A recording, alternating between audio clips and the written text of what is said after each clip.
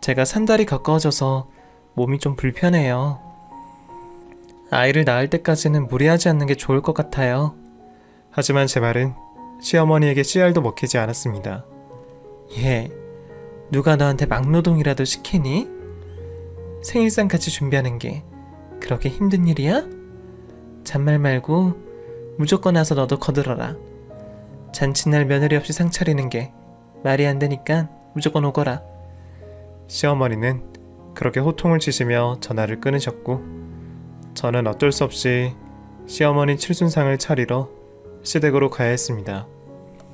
그런데 역시나 시어머니와 시누이들은 소파에 가만히 앉아 있었어요. 제가 혼자 생신상을 차려야 하나 눈치를 보고 있는데 큰 시누이가 우리가 재료 사왔으니까 만드는 건 옳게 가해. 저 많은 짐을 들고 오느라 팔이 빠지는 줄 알았다니까. 옳게 몸이 무거운 걸 배려해서 음식만 조리하게 해준 거야. 고맙지? 하고 생색을 내는 겁니다. 이젠 저도 놀랍지 않아? 아, 그러셨군요. 알겠어요. 힘든 일을 빼주셨으니 제가 음식을 해야죠. 하고 주방으로 들어갔답니다. 몸이 무겁긴 했지만 하루 정도는 괜찮을 거라 생각하고 갈비, 불고기, 잡채, 여러 가지 나물 등 혼자 준비하고 있었어요. 하지만 3-4가지 음식을 조리하자 진통이 오기 시작했습니다. 뱃속에서 뭔가 꼬이는 듯한 고통이 대뇌엽까지 전해질 만큼 아프더라고요. 그래서 저는 바닥에 주저앉아 버렸습니다. 아, 어머님. 저 배가 너무 아파요. 제 목소리에 시어머니와 시누이들이 주방으로 들어왔어요. 저는 당연히 병원으로 데려다 줄 거라 생각하고 있었죠. 그런데 시어머니 입에서 나온 말은 충격적이었습니다. 너 지금 깨부리는 거지? 이 시애미 생일상 차리는 게 귀찮으니 쉬하는 거 아니야? 네? 아니에요. 저 정말 배가 아파서 죽을 것 같아요. 병원에 좀 데려다 주세요. 제발요. 그러자 옆에 있는 큰 시누이가 옳게 갈수록 연기가 느네. 입덧하는 연기로 요리조리 잘 빠져나가더니 이번엔 조금 어설프다. 발연기가 따로 없어. 그만 깨부리고 당장 일어나서 하던 음식 마저 해. 저는 식은땀을 흘리며 애원하듯 말했습니다. 저 그런 거 아니에요. 정말 아프다고요. 이게 진짜 친정에서 못 배운 티를 팍팍 내네. 네 부모가 그렇게 가르치던? 시애미 생일상 차리기 싫으면 아픈 연기 하라고 말이야. 당장 일어나지 못해? 하지만 저는 아무 말도 들리지 않았고 기절이라도 할 것 같았어요. 이윽고 제 눈꺼풀이 엄청 무겁게 느껴져 저도 모르게 눈을 감게 되었는데 시어머니가 제 뺨을 내리치셨습니다. 내가 진짜 너 같은 건 처음 봤다. 꼴랑 음식 몇 가지 한다고 기절 행사를 해? 이런 천하에 몹쓸 것 같으니라고. 시어머니가 다시 한번 제 뺨을 내려치시자 제 머리가 빙빙 도는 것 같았어요. 몸을 일으키려고 하는데 도저히 움직일 수가 없었습니다. 결국 저는 그 자리에서 기절하게 되었죠. 얼마의 시간이 지났는지 모를 만큼 깊은 잠을 자고 눈을 떴습니다. 제가 누워있는 곳의 천장과 벽은 온통 하얀색이었고 제 팔에는 얇은 호수가 달려 있었어요. 저는 호수를 따라 눈을 움직였고 곧 링거를 맞고 있다는 사실을 알게 되었습니다.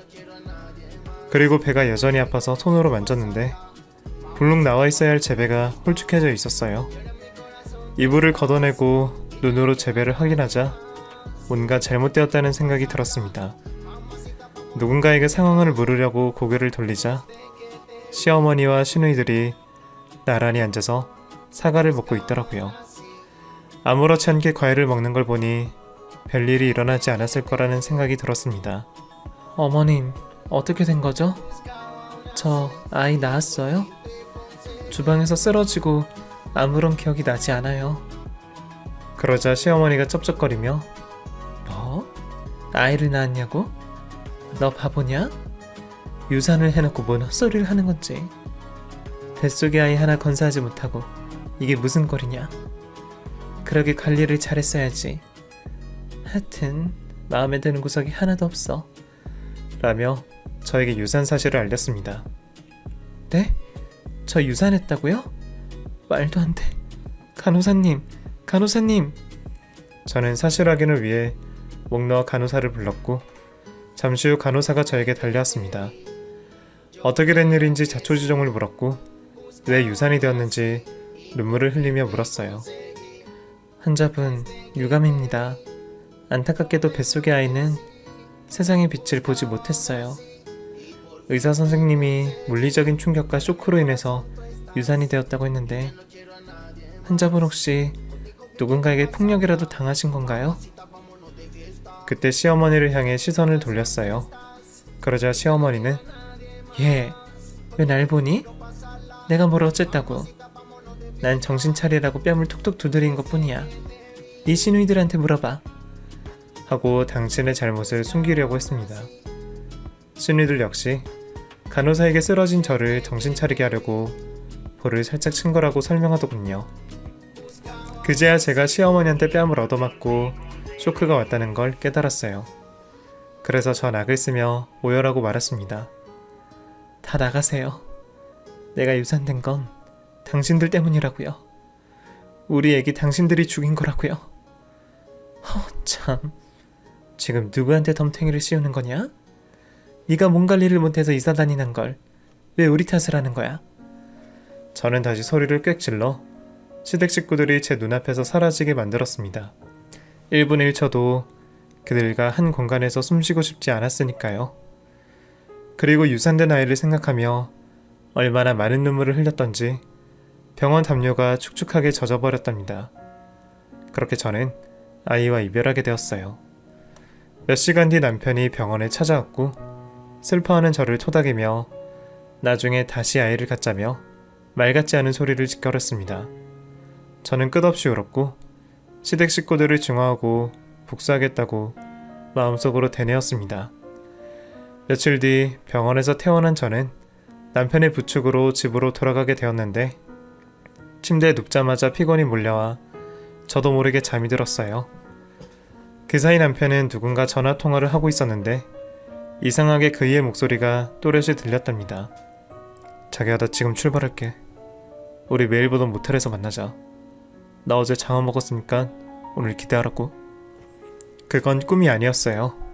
제가 꾸미길 바라고 제 허벅지를 꼬집어 봤는데 많이 아팠답니다. 이젠 시댁 식구뿐만 아니라 머저리 같은 남편이 다른 여자와 바람 피우는 사실까지 알게 되니 제대로 미칠 것 같더군요. 이윽고 제 몸과 마음이 각성이라도 했는지 온몸에 힘이 불끈 솟아올랐습니다. 그리고 알게 되었죠. 이제 이 거머리 같은 인간들에게 벌을 내려줄 때가 왔다는 걸 말이죠. 저는 가장 먼저 흥신소를 찾아가 남편의 불륜 증거를 찾아달라고 의뢰했습니다. 흥신소 사장은 주된 업무가 불륜 증거를 찾아내는 거라 시군죽 먹기라고 하며 100만 원의 성금을 요구했어요. 어차피 이혼 위자료로 왕창 뜯어낼 건데 그 돈이 아까울 리 없어 흔쾌히 성금을 지불했죠. 그리고 시어머니와 시누이들을 어떻게 벌을 줘야 할지 곰곰이 생각하다가 시댁 식구들이 말을 생각 없이 하는 걸 생각하고 그 점을 이용해 보기로 결심했습니다. 이튿날 아무 일 없다는 듯이 시댁을 찾아갔어요. 식구들은 제 얼굴을 보자 많이 당황하더군요. 아무래도 병원에서 심하게 난리쳤던 제 모습과 상반된 모습으로 들어서니 적응이 되지 않는 모양이었습니다. 어머님, 저 왔어요. 아, 형님들도 와 계셨네요. 시어머니는 말을 더듬으셨어요. 그래. 왔니? 어떻게, 몸은 괜찮은 거냐? 네, 어머님, 괜찮고 말고요. 그날은 제가 죄송했어요. 너무 흥분하는 바람에 어머님과 형님들한테 큰 결례를 저지르고 말았습니다. 제가 몸 관리를 못해서 그렇게 된 건데 너무 죄송해요. 제 사과에 시누이들은 이제야 알았냐며 비아냥 듣고 시어머니는 제 눈치를 보시다가 알면 됐다 라고 말하더라고요. 정말 끝까지 악마 같은 인간들이었죠. 저는 연기를 시작하기 전 핸드폰의 녹음 버튼을 누르고 소파에 앉았습니다. 웬일로 시어머니가 직접 과일을 깎아서 가져다 주시더군요. 어머님, 저한테 시키시지 그러셨어요. 됐다. 몸도 성치 않을 텐데 가만히 앉아있어. 저는 일부러 밝은 분위기를 만들려고 생쇼를 시작했어요. 어머, 작은 형님, 염색하셨네요. 머리 색깔이 너무 예뻐요. 어디서 하신 거예요? 저도 가서 형님처럼 따라해볼까 해서요. 아, 이거? 요 앞에 사거리 새로 생긴 데서 했는데 꽤 잘하더라고. 나중에 내가 데리고 가줄게. 그리고 올케는 나처럼 갈색보다 보라색이 잘 어울려. 저는 이어서 큰 신우의 손을 보고 네일 아트를 칭찬했고 함께 날 잡아서 가기로 했답니다. 또 시어머니한테도 마음에도 없는 여러 칭찬을 늘어놓아 화기애애한 분위기로 만들었죠. 그리고 저는 때가 되었다는 걸 느끼고 조심스레 말을 꺼냈습니다. 아, 어머님, 저 주방에서 기절했을 때 어머님이 제 뺨을 때려주셨죠. 정신 차리라고 때리신 거라 아주 살살 때리셨나봐요. 저는 맞은 기억이 없거든요. 다만 시어머니가 저한테 화가 난 기억은 나요. 뭐 때문에 화가 나신 줄 모르겠지만 다 지난 일이니 용서해 주세요. 그러자 시어머니는 제가 던진 미끼를 덥석 물었습니다. 아이고, 화가 났지. 네가 일하기 싫어 꾀를 부리니 열불이 올랐다. 그래서 내가 뺨을 사정없이 때렸더니 기절을 하더구나. 그제야 네가 진짜 아픈 거구나 싶어 119를 불렀지. 그 다음은 너도 알지? 네 뱃속에 있던 아기는 태어날 운명이 없어서 그런 거니까 너무 상심 마라. 다음에 또 가지면 되는 게 애기니까. 완벽하게 저를 폭행한 사실을 실토했으니 저는 더 이상 그곳에 머물 필요가 없었어요. 악마들과 나란히 앉아있으니 지옥이 온 것만 같았죠. 그러셨구나. 알겠어요. 어머님, 구급차 불러주셔서 감사해요. 제가 그 뜻으로 맛있는 것 좀 해드릴까요? 마트 가서 장 봐올게요. 그럼 숭어 좀 사와서 구워봐라. 간만에 생선이 땡긴다. 저는 알겠다고 말하고 자리에서 일어나 지옥에서 벗어났습니다. 그리고 마트가 아닌 친정집으로 향했고요. 1시간 뒤 시어머니와 시누이들의 전화가 몰려왔지만 하나도 받지 않았습니다. 더는 상종할 필요도 가치도 없었으니까요. 남편 역시 늦은 밤에 전화를 주었는데 그건 역시 가뿐하게 무시해버렸습니다. 그리고 흥신소 사장의 연락이 오기만을 기다렸어요. 그런데 그 연락은 생각보다 훨씬 빨리 왔습니다. 친정에 머문 지 하루 만에 수십 장의 불륜 증거를 찍었다며 200만 원의 잔금을 가지고 나오라는 연락을 받았어요. 저는 남편의 바람 증거를 보러 가는데 왜 그렇게 설레던지 한달음에 달려갔답니다. 잠시 후 흥신소 사장과 마주 앉아 증거를 건네받고 잔금을 주었어요. 그리고 화장실로 자리를 옮겨 그이의 불륜 사진을 확인해봤죠. 그런데 이 인간 아주 가관이었습니다. 만나는 여자가 회사 부하 직원이었어요. 같은 회사 로고가 달린 출입증을 목에 걸고 있었는데 골목길에서 몰래 키스를 하는 사진을 보는데 기가 막혀서 웃음이 나오더군요. 게다가 점심시간을 이용해 모텔을 가는 순간까지 포착이 되었고요. 벌레 같은 인간 둘이 아주 영화를 찍었더라고요. 흥신소 사장이 이틀 동안 따라다니고 잡은 증거가 이 정도인데 이전에는 저 몰래 얼마나 심했을지 안 봐도 비디오겠다 싶었습니다. 이에 저는 미리 연락해두었던 변호사를 찾아가 시모의 녹음 파일과 남편의 외도 증거를 넘겼습니다. 그러자 변호사는 위자료는 물론이고 시어머니를 형사처벌 받게 해줄 수 있다고 전했어요. 임산부를 폭행하는 건 중죄에 해당된다며 저에게 처벌 의사를 물었습니다. 당연히 저는 모든 처벌을 다 받게 해달라고 대답했어요. 그 다음엔 남편이 다니는 회사 사이트로 들어가 신문고에 남편과 부하 직원의 불륜 사진을 업로드를 했답니다. 결국 이튿날 도덕적 문란으로 두 사람은 해고당하게 되었습니다. 어떻게 알았냐면 그이가 꼭 이렇게까지 해야 했냐며 문자를 보냈거든요. 그래서 저는 아직 끝나지 않았으니 기대하라고 답장을 보내주었어요. 며칠 뒤 이혼 소장을 남편에게 보냈다는 변호사의 말을 듣고 함께 경찰서로 향했습니다. 변호사는 시어머니가 저를 폭행해 유산된 정황이 담긴 음성 녹음 파일을 들려주었고 경찰은 곧바로 조사에 착수했습니다. 시어머니는 제 뺨을 때린 게 아니라고 발뺌했지만 제가 병원에서 얼굴에 맞은 흔적과 MRI까지 찍어둔 걸 제출했기 때문에 빠져나갈 수 없었어요. 결국 시어머니는 징역 2년을 선고받았고 깜빵 신세를 지게 되었답니다. 하지만 안타깝게도 시누이들은 저에게 직접적으로 물리적 폭행을 가하지 않아 법망을 피해 무사했어요. 그래서 전 포기하지 않고 시누이들의 시댁에 이 사실을 알려서 곧 두 사람 다 이혼을 당하게 될 것 같습니다. 이어서 4주 뒤 법원에서 남편과 이혼 재판을 받았는데 위자료 1억과 정신적 피해 보상금 1억까지 더하여 2억의 돈을 받게 되었어요. 또 제 변호사가 불륜녀에게 위자료를 청구해 5천만 원의 돈까지 받아냈네요. 저는 더 받아야 된다고 생각했지만 이제 거짓골이 된 전 남편에게 그 정도의 선에서 끝내기로 했답니다.